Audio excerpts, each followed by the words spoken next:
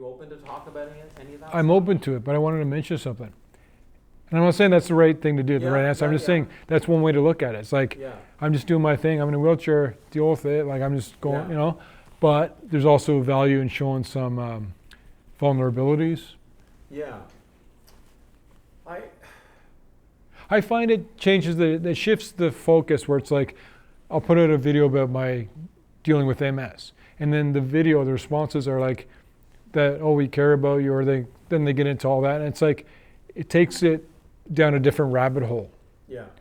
And I don't know if that's what I want to do. I'm not sure. Can we shift the narrative to more around the pandemic then? In the sense that,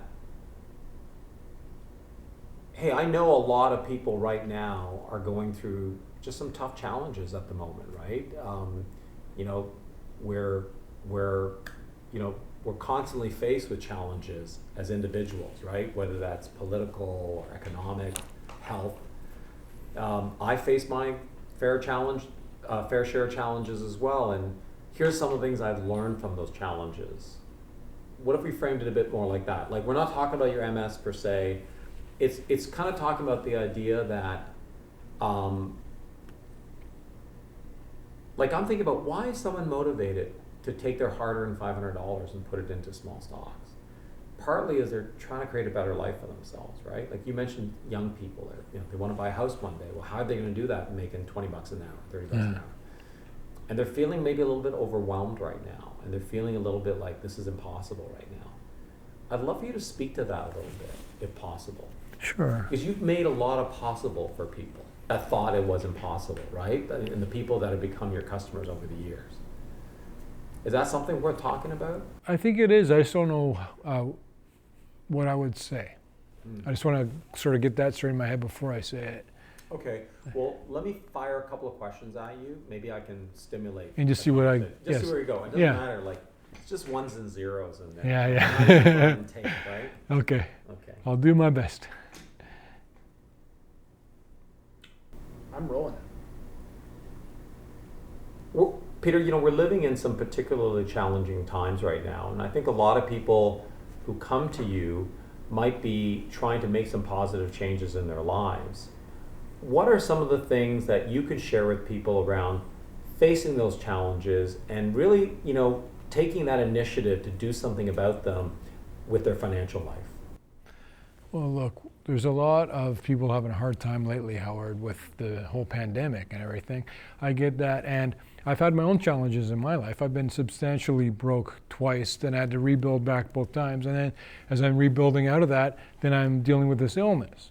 And that has just showed me that there's no feeling better than getting over an obstacle. There's no feeling better than having a challenge that a lot of other people don't have, and you look it in the face and you change your lifestyle and you do what you have to do to get to where you want to go. And I think that that's the value in what I do. A lot of it is that if you have a small amount of money to invest, then you can turn that into more, and that's one way to do it. That's sort of my take on it, getting people a leg up. And so sometimes we get knocked down. It's about how you get up. I know it's a cliche, but it's true.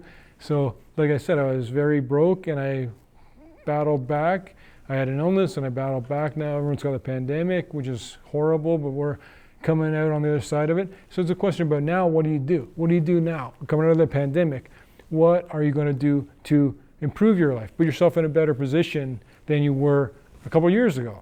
And this is one way to do it. This is one way to do it with a small amount of money to start and actually try and get involved in something that's going to grow rapidly, and you're going to benefit from that. In terms of the people that are coming to you, they're trying to get a leg up in this, challenging time. What would you like to tell people who maybe haven't invested before, might be struggling financially a little bit, might feel like all of this is really hard? What advice can you give them to help them start and help them succeed over time? I would, for most people, say, take a step back, take a breath, and decide if this is what you want to do. And don't let all your emotions get in the way. Don't be impatient. Don't say, I've got to make some money now. I've got to make a move now. I've got to turn $500 into 2,000 now. It's not realistic. You want to learn how to do it sustainably and moderately, where you make smaller gains more often and can do it again and again and again. Repeat it rather than try and make the big grand slam on your first stock trade. Hey, Peter, why is there such an attraction to small stocks for you and for the people you help? Well, I'll tell you that for me, it was that I wanted to turn an amount of money into something much more significant. I think that's also the same for people that I try to help. I think that they have a few $100s, maybe a few thousand, and they want to turn that into something that'll actually make a difference to them in their life, make a meaningful difference. And one way to do that is to get involved in small companies when they're high quality companies when they're still small, when they have a low employee count, they've got a smaller footprint, and they've gotten past the proof of concept phase. And so then as they grow, the stock price often follows suit. And that's what we do. We find stocks that are really well run, really high quality companies that are just turning the corner and going on to the next phase of super growth. And that's what we try and find. How old were you when you got into this, and how did you get started in investing, and sort of what happened in the early days of your investing? Well, I was 14 years old, and I thought, how am I going to take this money that I saved up and I earned? How am I going to turn this into something more, make my money work for me? And that's what a lot of people want to do. And so I thought, I'll get investing in stocks. But if you buy a share of IBM, that's not going to change your life.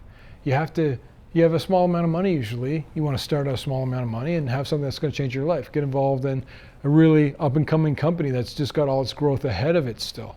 So I looked at a lot of stocks that were high quality in the right ways. I looked at how the business was doing. If the business does well, the share price very often follows suit.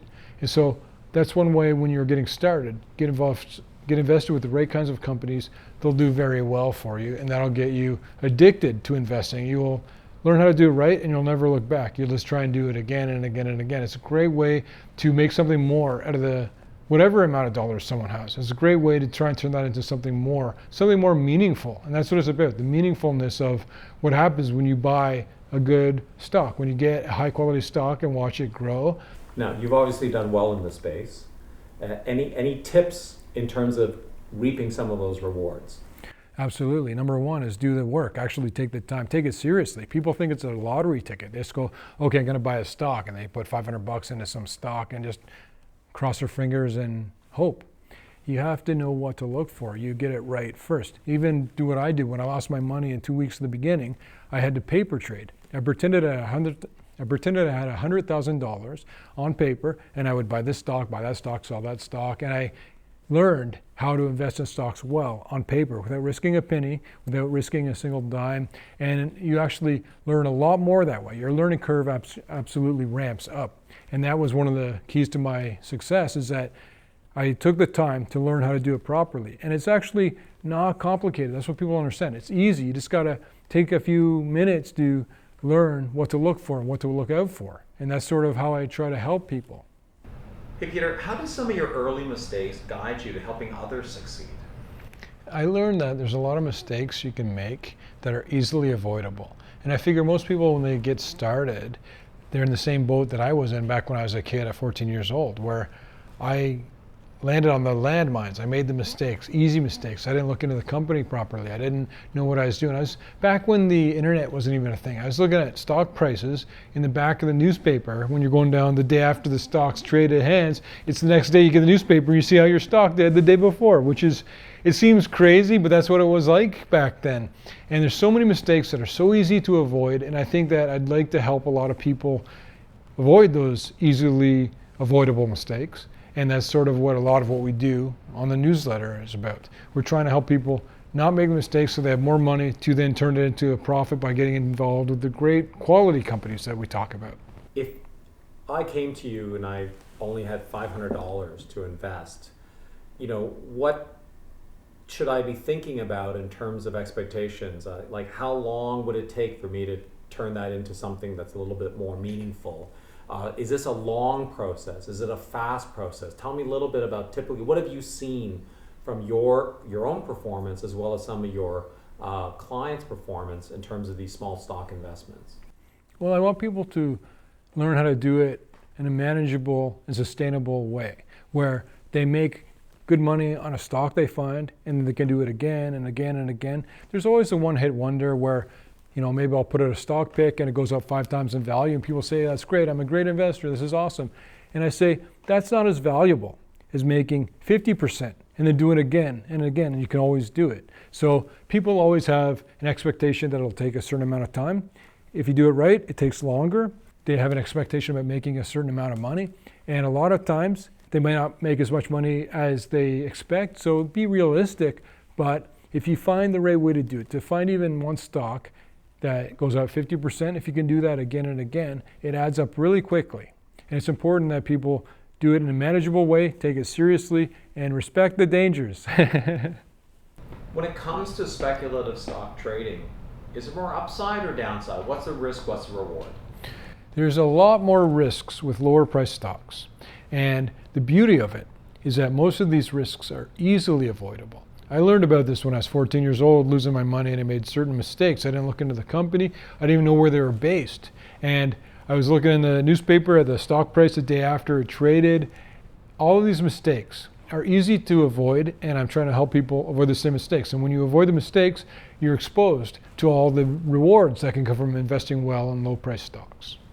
You know, Peter, I know your dad. You got some great kids. You also started as a very young investor. I mean, you were a kid yourself when you started investing. I was. Tell me a little bit about, some of the lessons you've learned as a dad, raising, young kids, now teenagers. And what lessons can you give that generation coming up who's coming into an economy of uncertain times, global pandemic, et cetera? What are some of the things that you would like to share, some of the lessons you've learned that you hope that you can pass on to this next generation that's coming up? Well, patience for one, and also being realistic. People think too often about short-term gratification, and everything takes 2 seconds. You order something on Amazon, it shows up at your door an hour later. It's about understanding that if you put in a little bit of work, that puts you in a different situation than about 95% of the people out there. Most people don't do the work. You want to have an advantage over other investors. It's a zero-sum game. That means you're going to make more money because you do a little bit of work. You just do a little bit of groundwork will put you in a whole different category. And you'll have much better results if you put in a minimal amount of planning, preparation, and that's a lot of what I do too, is that you can learn a tremendous amount in a very short amount of time from me just by watching a YouTube video, read one of my articles, get the newsletter. It's all a great way to make sure you're getting started in the right way. And if you think about, if you change where you're going by 1 degree and you go out far enough, the place you're going to end up is very far from where you would have been. So Peter, why is there such attraction to small stocks for you and for the people that you help? Well, I can tell you for me, it was about taking a small amount of money and using it to work for me, to make more money. And I think that a lot of people who find their way to me are in the same boat. Maybe they have a few $100, maybe they have $0, and then want to say, how can I get a leg up? One of the ways to do it is to get invested in the right kinds of small companies just when they're getting started and have all their growth ahead of them. You mentioned $0. How does someone invest with $0? That's what I had to do after I lost all my money at 14 years old in about 2 weeks. I paper traded. I imagined that I had $100,000. And so I'll put $20,000 on IBM, I'll put $5,000 in Microsoft. And then you keep track on paper, see how you would have done. You learn so many lessons so quickly that way because you're investing with more money than you probably have. You learn all these lessons and you learn how to become a better investor. You don't make the mistakes that you would have lost money on paper. You don't do those in real life. You make money with real investments once you learn how to do it properly. Almost like a dress rehearsal. Exactly. Yes, it's like a dress rehearsal where it's like, yeah, you want to trade money, you want to invest in stocks, well, do it on paper first, do it a lot, and you'll learn and you'll get better and better. I had to do it that way. I lost all my money, so how am I going to stay in the game? I didn't walk away. I took the time to learn how to do it properly, and one of the secrets was paper trading. Such smart advice. How did you make those first few $100s that you were able to invest in those early stocks? I pulled weeds and I moved rocks, and it wasn't hundreds. It added up to about $3,600, and I was 14 years old. That was all the money in the world as far as I knew. And I lost it in 2 weeks, and you lose a lot more than the money. You lose the confidence, you lose the excitement, and you just feel bad about yourself. You think you can't do it. And what I did is I said I can tuck my tail between my legs and walk away, or I can learn what I need to learn, do it right.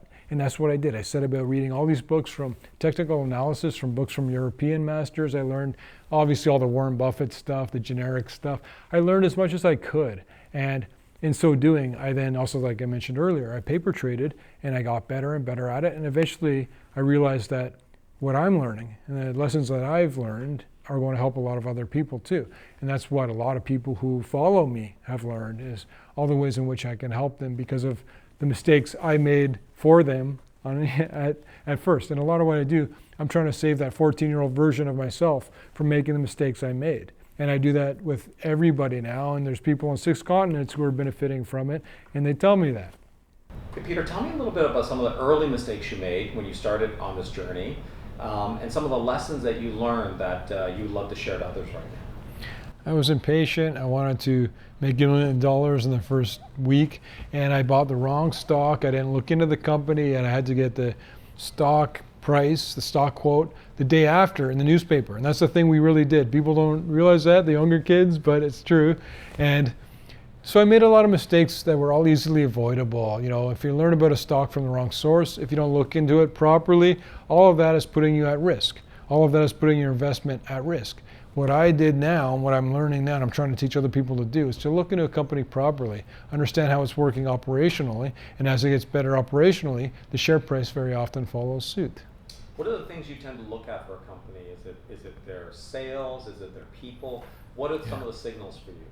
I look at the footprint, what's the head count, how many employees they have, how does that compare to a couple years earlier, you know, and where are they aiming to go? You look at who their competitors are, you look at how much money is coming in and how much it costs to make that money. And in that way, you can look at a lot of companies and compare them to each other and see which one is the best one in that industry. That's what I like to look at. I look at the balance sheet, how much money do they own versus how much do they owe, and then you can see if they're solvent, and that gives you a big idea of if they're going to be doing better in the future. Are you always looking for like the number one in the category, or is it worthwhile looking at the number 2s and 3s? It depends on the industry, and if the industry is growing, you're going to want to look at the top 4 or 5 if you can, and maybe you like one company and you think it's the best company in the space, and you look into it and you realize, no, it's the 3rd best in the space, and you find other options. And so when you look into one company, you'll find more options, and you always know which company is the best of the group, and you keep moving towards that. What would you like to tell your 14-year-old self who put all that hard-earned money into stocks and lost it all? If you had him in front of you right now, what would you tell that 14-year-old self? That's a great question. I would say to me, that just take a minute, take a breath. Don't jump in. It's not a rush. You're 14. You got plenty of time. Even if you're 90, you got time. Just take it slowly and do it right. That will make a bigger difference than jumping and just trying to take a chance or trying to be impatient. Get rid of the impatience and treat it seriously. Treat it like it's going to make a big difference to you. It's going to matter to your life, because it will. If you do it right, it will matter to your life. If you do it wrong, you're going to be like most people that lose money. Most investors lose money. And that's because they want something out of it for less work than they realize has to go into it. They want it to happen quicker than it often does. And so they get frustrated. They start trading based on emotions. They've got impatience. They've got frustration. And all that just basically works against your investment dollars, and you want to make an impulsive, incorrect decisions. And it's an easy thing to avoid doing, but it doesn't stop almost everyone from doing it. You know, we're living in kind of uncertain times right now, and I think people are always faced with challenges in their life. What would you say, and what kind of advice would you give to someone who maybe doesn't have a lot of money right now? You know, they're working a 9-to-5 job, and they're trying to make ends meet, and they're faced with like big expenses in their life, and they want to try to improve themselves. What advice can you give to them to start on this journey that you start on, and then be successful on this journey over time? Well, number one is don't be impatient. Get to learn properly, and that'll make all the difference. And if you fast forward a few years, if you do it right in the beginning, you'll have a lot more money to show for it. But if you're thinking it's a lottery ticket, if you're desperate, if you're impatient, if you're frustrated, that's not a good place to invest from, because if you have the wrong emotions, you're going to make the wrong decisions. It's important to get your head on straight. And a big part of my latest published book, Penny Stocks for Dummies, I added a new section about having the right mindset, because the mindset is what it's all about, especially with investing, but with anything at all. Do you have any young investors that subscribe to your different products? Yes, I do. I would say that a lot of the hardcore fans, the most hardcore fans are generally mid-20s, early 30s, and they're trying to get a leg up. They're trying to take whatever money they have and make something more out of it. And I think that's why a lot of people have such an attraction to what I do. And the difference between how I do things and the way that most other people in the industry do it, I don't have hidden motivations. I'm not trying to screw anybody over. I'm not doing this for the money. I'm doing this to help people.